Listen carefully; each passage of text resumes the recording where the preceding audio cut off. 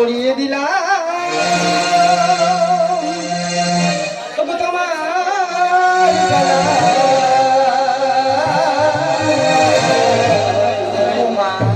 আছি তোমার মালা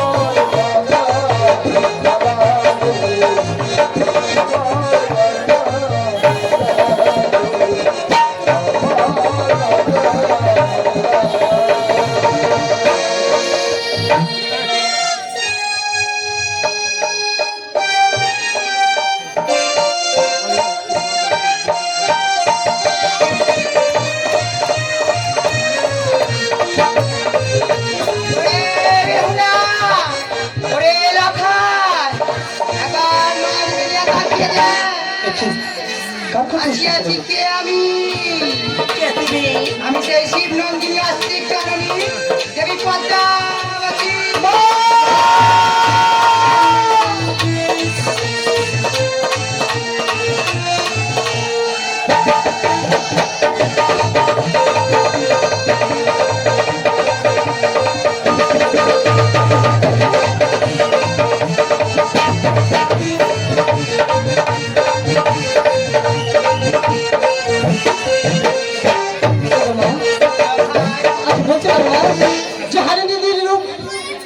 এসেছিলি তবে সে কি তুমি সত্য কারণ কেন জানো না যে দিদি ভাই তোমার সম্মুখে দাঁড়িয়েছিল আজ সেই স্থানে আছো তুমি তবে মা তুমি তুমি আমাদের সাথে ছলনা করে দেখা দিয়েছো ওরে লখাই আজ যদি না ছলনা করতাম তোদের বেহুলা লোকেদের মিলন করতে পারতাম নতুন বাজারে আজ সম্মুখে তুমি আমার দর্শন দিয়েছো আজ বলতে পারো মা বলতে পারো আমার আর বেহুলার কাছ থেকে তুমি কি আশা করো? প্রথম মিলন হয়েছে গুরুদেব পাঠশালায়, আর দ্বিতীয় মিলন হয়েছে নতুন নয়াবাজারে। তাই মনে মনে বড় বাসনা জাগে, ওদের মনের মতো করে আমাকে সাজিয়ে দে। তবে বেশ মা বেশ, আজ তুমি পদ্মের আসন আলোকিত হয়ে বসো। শুধু আমি আর লখাই না মা, এই মত্তের মানব যতগণ আছে একে একে তোমার শীতেতে সিঁদুর, চরণে আলতা দিয়ে মনে প্রাণে নববস্ত্র দিয়ে গলে ফুলের মালা দিয়ে সাজিয়ে দিয়ে যাবে। তাই বসো মা বসো, পদ্মের আসন আলোকিত হয়ে বসো। ওগো মায়েরা, আজ পদ্মের আসন আলোকিত হয়ে বসলাম।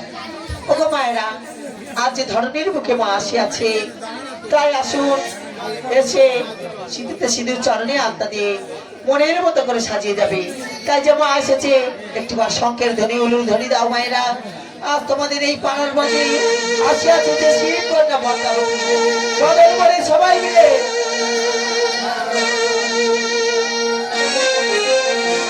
ও তোরা শঙ্কের ধ্বনি দে।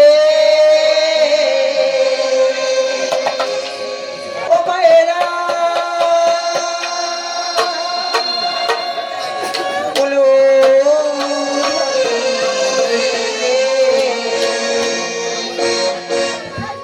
শঙ্কের ধ্বনি দে,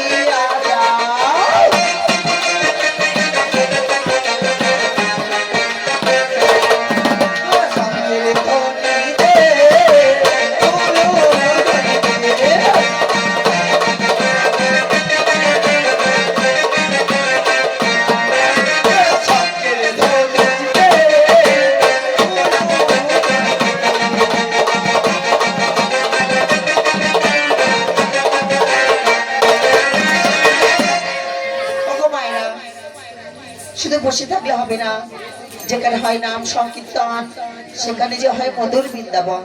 ওগো মায়েরা, মনসা গানের আসরে যেমন ভিক্ষা করতে হয়, হরিনামের আসরে ভিক্ষা করতে হয়, শীতলা গানেও ভিক্ষা করতে হয়। তাই এগুলো ভিক্ষার গান, তাই তোমরা বিলম্ব করবেন না মায়েরা, আসিবেন এই আসরে, এসে মাকে মনের মতো করে সাজিয়ে দিয়ে যাবে।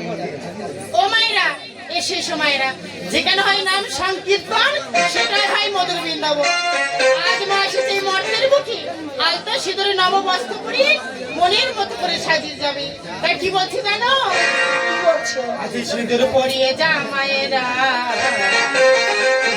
আজ আলতা পরিয়ে, আরে সিঁদুর পরিয়ে যাও মায়েরা, আলতা পরিয়ে যাও,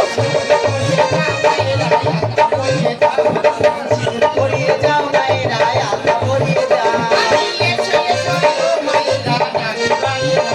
আরে এসো এসো মায়েরা, জানি বাবা, আরে আলতা সিঁদুর দিয়ে আমাকে সাজিয়ে দাও।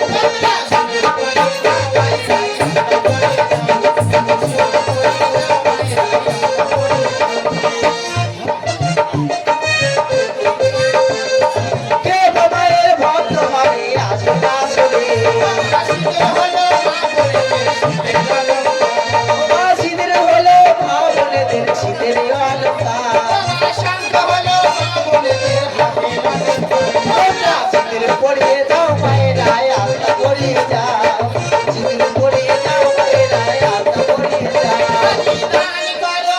রে